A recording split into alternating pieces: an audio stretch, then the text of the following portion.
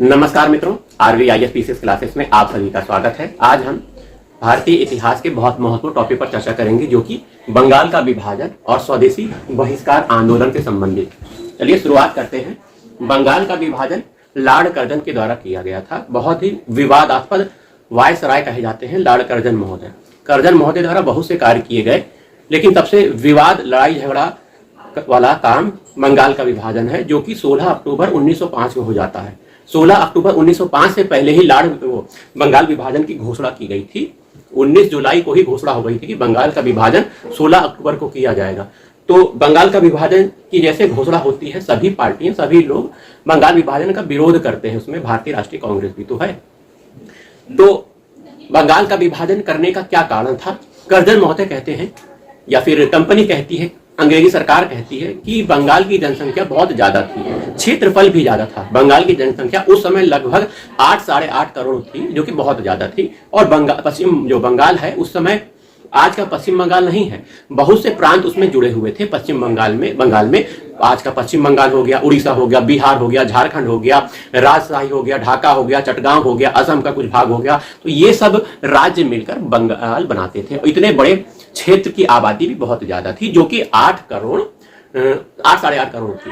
तो कर्जन महोदय कहते हैं कि प्रशासनिक सहूलियत के आधार पर बंगाल का विभाजन किया जा रहा है। इतने बड़े राज्य को, इतनी बड़ी जनसंख्या वाले राज्य को 2 भागों में बांटकर अच्छे से प्रशासन चले, इसके लिए बंगाल विभाजन किया जा रहा है। लेकिन बंगाल विभाजन करने का मुख्य कारण प्रशासनिक नहीं था, इसका मुख्य कारण राजनीतिक और सांप्रदायिक था। बंगाल उस समय राजनीतिक चेतना का बहुत बड़ा केंद्र बनता जा रहा था। अंग्रेजों के विरुद्ध बहुत से संगठन बन गए थे, लोग एकजुट हो रहे थे, अंग्रेजों के खिलाफ कार्रवाई कर रहे थे। तो राजनीतिक चेतना का केंद्र बनता जा रहा था। भारतीय राष्ट्रीय आंदोलन को बढ़ाने का कार्य बंगाल में हो रहा था। तो अंग्रेजों ने यह सोचा कि बंगाल को क्यों न फूट डाल दी जाए और इस राजनीतिक चेतना के केंद्र को तोड़ दिया जाए।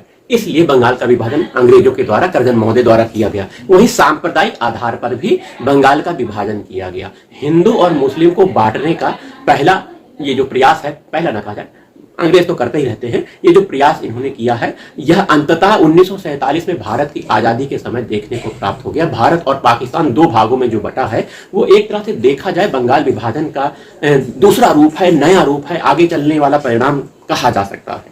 क्योंकि बंगाल विभाजन के समय हिंदू और मुस्लिम लोगों को 2 भागों में बांटने का प्रयास किया गया था। बंगाल को 2 भागों में बांटा गया था, एक पूर्वी बंगाल, एक पश्चिमी बंगाल। पश्चिमी बंगाल में हिंदू बाहुल्य क्षेत्र था, मुसलमान भी थे, लेकिन बाहुल्यता थी पश्चिम बंगाल में, हिंदुओं की ज्यादा थी। वहीं पूर्वी बंगाल में मुसलमानों की जनसंख्या बहुत ज्यादा थी, हिंदुओं की संख्या उसके मुकाबले कम थी। तो हिंदू मुस्लिम के आधार पर 2 भागों में बांटने का प्रयास किया, सांप्रदायिक रूप से भारत को बांटने का प्रयास किया गया। ये कार्य किया गया था अंग्रेजों के द्वारा, कर्जन के द्वारा। बंगाल का विभाजन लागू हो जाता है 16 अक्टूबर 1905 को। काला दिवस मनाया जाता है। भारतीय राष्ट्रीय कांग्रेस का जो कलकत्ता अधिवेशन होता है सितंबर में, उसमें स्वदेशी और बहिष्कार आंदोलन का प्रस्ताव जाता है। और बनारस अधिवेशन जो होता है, गोपाल कृष्ण गोखले जी इसकी अध्यक्षता करते हैं 1905 में। तो 1905 में बनारस अधिवेशन में जो स्वदेशी बहिष्कार आंदोलन है, उस प्रस्ताव की मान्यता दी जाती है, समर्थन किया जाता है प्रस्ताव को। स्वदेशी बहिष्कार आंदोलन क्या है? स्वदेशी बहिष्कार में शब्द से ही आपको पता लगेगा। स्वदेशी माने अपने देश का अपनाना है, बहिष्कार माने विदेशी सामान का बहिष्कार करना है, विदेशी शिक्षा का बहिष्कार करना है, विदेशी पदों का बहिष्कार करना है। इस तरह से ये स्वदेशी बहिष्कार प्रस्ताव राष्ट्रीय कांग्रेस ने कलकत्ता अधिवेशन में लाया था। तो स्वदेशी बहिष्कार आंदोलन होता है बंगाल विभाजन के विरोध में। बंगाल विभाजन के विरोध में अंग्रेज तो ये चाह रहे थे कि भारत को हिंदू मुस्लिम को अलग अलग बांट दिया जाए, लेकिन बंगाल विभाजन में हिंदू और मुस्लिम एकता बढ़ गई। लोग, सभी वर्गों के लोग, सभी दल के लोग एक मंच पर, एक राजनीतिक मंच पर आकर सरकार का विरोध करने लगे। तो अंग्रेजों ने तो क्या चाहा था, लेकिन हो क्या गया, लेकिन उनकी मंशा पूरी नहीं हुई। बंगाल का विभाजन भी रद्द होता है, ये बाद में बताएंगे। 1911 में बंगाल का विभाजन रद्द कर दिया जाता है। उससे पहले की बात तो आप समझ ही लीजिए। तो बंगाल का विभाजन जब हो गया तो हिंदू मुस्लिम एकता के लिए हमारी हिंदू बहनों ने मुसलमान भाइयों को राखी बांधकर हिंदू मुस्लिम एकता का संदेश दिया था।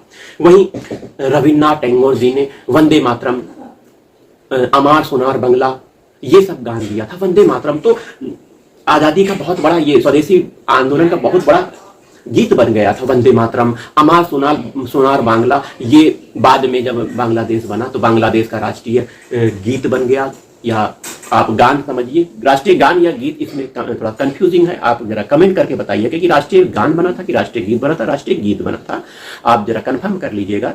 अमार सोनार बांग्ला रविन्द्रनाथ टैगोर जी द्वारा गाया गया, ये उस समय जब बंगाल विभाजन हुआ था। तो बंगाल विभाजन के समय एस.एन. बनर्जी, सुरेंद्र नाथ बनर्जी और आनंद मोहन बोस द्वारा 2 जनसभाएं की गई थी।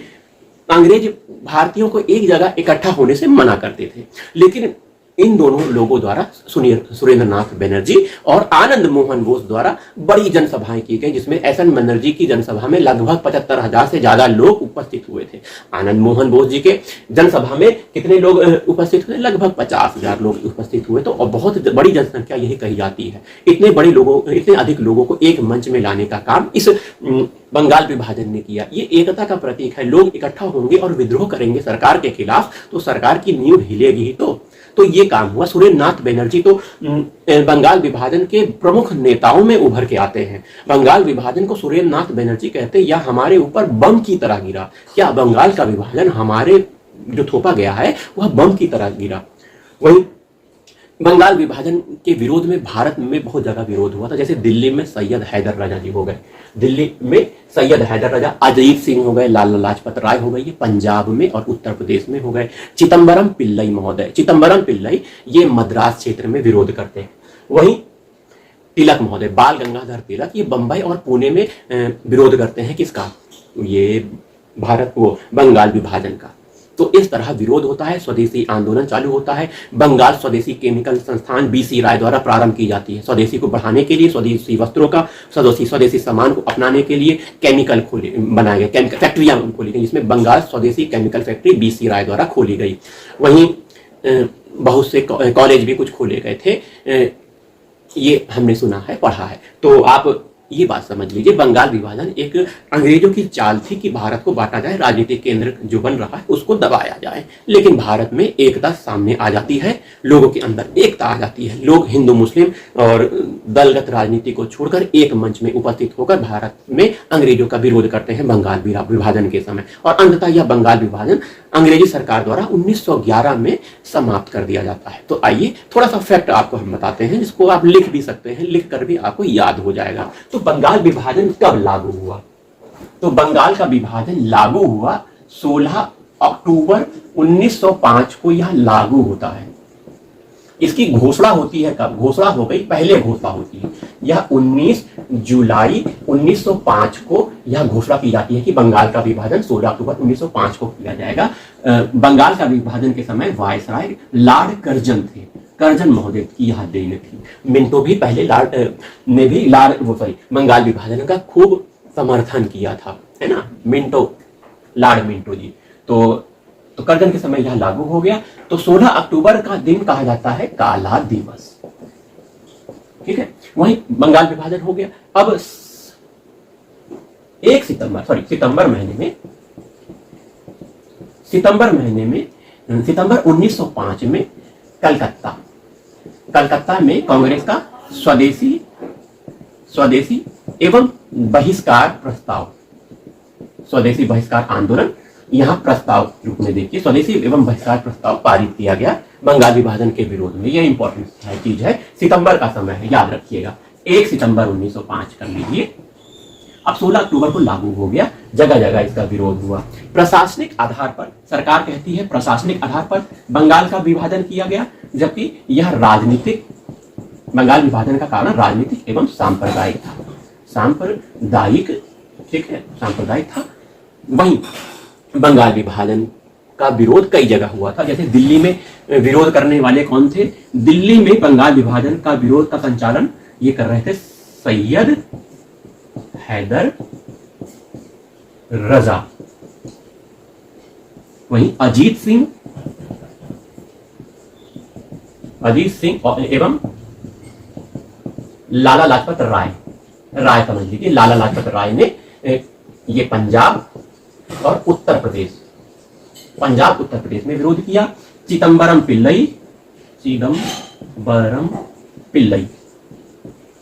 ने मद्रास में, ठीक है, और तिलक महोदय ने, बाल गंगाधर तिलक, हम तिलक लिख दे रहे हैं, तिलक महोदय ने बॉम्बे में, विशेषकर पुणे में इन्होंने बंगाल विभाजन का विरोध किया। तो ये विरोध कुछ हो गए बंगाल विभाजन से संबंधित, ठीक है। बंगाल विभाजन से संबंधित कुछ संस्थान बनी थी, जैसे कि शिक्षा के संबंध में और स्वदेशी केमिकल फैक्ट्रियां स्थापित हुई थी। तो आचार्य बीसी राय द्वारा बंगाल स्वदेशी केमिकल फैक्ट्री की स्थापना की गई थी। तो बंगाल विभाजन संबंधित आपने कुछ तथ्य देख लिए हैं, जिसमें देखिए 16 अक्टूबर को काला दिवस मनाकर घोषणा की जाती है। बंगाल विभाजन इस दिन लागू होता है, ये याद रखिएगा। लागू कब हुआ? 16 अक्टूबर 1905 को। घोषणा हुई 19 जुलाई 1905 को कर्जन के शासनकाल में। 1 सितंबर 1905 को, कलकत्ता नहीं, इसमें ये सुधार कर लीजिए, 1 सितंबर 1905 को यह घोषणा की गई कि 16 अक्टूबर के दिन बंगाल विभाजन लागू होगा। तो 1 सितंबर 1905 को स्वदेशी बहिष्कार आंदोलन नहीं प्रारंभ हुआ था। इसकी डेट दूसरी है, ये गलती से लिख गया है, इसके लिए क्षमा प्रार्थी हैं। स्वदेशी बहिष्कार का प्रस्ताव ये आपका अगस्त में हुआ था, 7 अगस्त 1905। 7 अगस्त 1905 को स्वदेशी बहिष्कार का प्रस्ताव लागू किया गया। आइए बंगाल विभाजन के समय बंगाल का जो विभाजन हुआ उसके बारे में चर्चा कर लेना चाहिए। जो बंगाल का विभाजन हुआ, पूर्वी बंगाल और पश्चिमी बंगाल। तो पूर्वी बंगाल और पश्चिम बंगाल। तो पश्चिम बंगाल में उस समय उड़ीसा राज्य, झारखंड हो गया, अभी का पश्चिम बंगाल हो गया, है ना, और क्या हो गया, ये सब राज्य थे। वही पूर्वी बंगाल में आपका राजशाही, चटगांव, ढाका, असम, ये राज्य थे। तो इसकी जनसंख्या लगभग 3 करोड़। लाइट चली गई है, तो लाइट आ गई है। तो पूर्वी बंगाल की जो जनसंख्या है वो 3 करोड़ 10 लाख थी। और पश्चिम बंगाल में उड़ीसा, झारखंड, पश्चिम बंगाल, बिहार भी है, और इसकी जनसंख्या 5 करोड़ 40 लाख। इसकी राजधानी ढाका बनाई गई, पूर्वी बंगाल की। इसकी राजधानी बना दी गई कलकत्ता, राजधानी बना दी गई। तो इस तरह बंगाल का विभाजन कर दिया गया 1905 में। पूर्वी बंगाल और पश्चिम बंगाल। पूर्वी बंगाल में मुसलमानों की जनसंख्या ज्यादा थी, पश्चिम बंगाल में हिंदुओं की संख्या ज्यादा थी। तो कई विरोध हुए। इसी बंगाल विभाजन के समय कार्लाइल सर्कुलर पास किया गया था। कार्लाइल सर्कुलर क्या है? जो 1905 को पास किया गया था, जिसमें शिक्षा के क्षेत्र में कार्लाइल सर्कुलर था। विदेशी शिक्षा का बहिष्कार करने की बात की गई थी। भारतीय छात्रों ने शिक्षण संस्थाओं से, जो कि विदेशी शिक्षण संस्थाएं थी, वहां से पलायन करना प्रारंभ कर दिया था। शिक्षा छोड़ने की प्रारंभ किया था। विश्वविद्यालय और स्कूल कॉलेज छोड़ने का उन्होंने संकल्प लिया भारतीय छात्रों के द्वारा। भारतीय छात्र ऐसा करने लगे। वहां के बंगाल के गृह सचिव हैं कार्लाइल महोदय, उन्होंने एक आदेश जारी किया, सर्कुलर जारी किया, जिसमें कहा गया कि जो संस्थाएं अंग्रेजी कानून को नहीं मानेंगी एवं वहां के छात्र अपनी शिक्षण संस्थाओं को छोड़ देंगे, तो ऐसी संस्थाओं को सरकारी सहायता जो दी जा रही है वो सहायता नहीं दी जाएगी। और इसे कार्लाइल सर्कुलर कहा गया, जो कि शिक्षा का दास्ता का घोषणा पत्र कहा जाता है। दास्ता का घोषणा पत्र कार्लाइल सर्कुलर को कहा जाता है। तो यह बंगाल विभाजन के विरोध में यह पास हुआ था। वहीं बंगाल विभाजन के समय लोगों को इकट्ठा करने का काम स्वदेशी बांधव समिति का नाम है स्वदेशी बांधव समिति। लाइट फिर चली गई।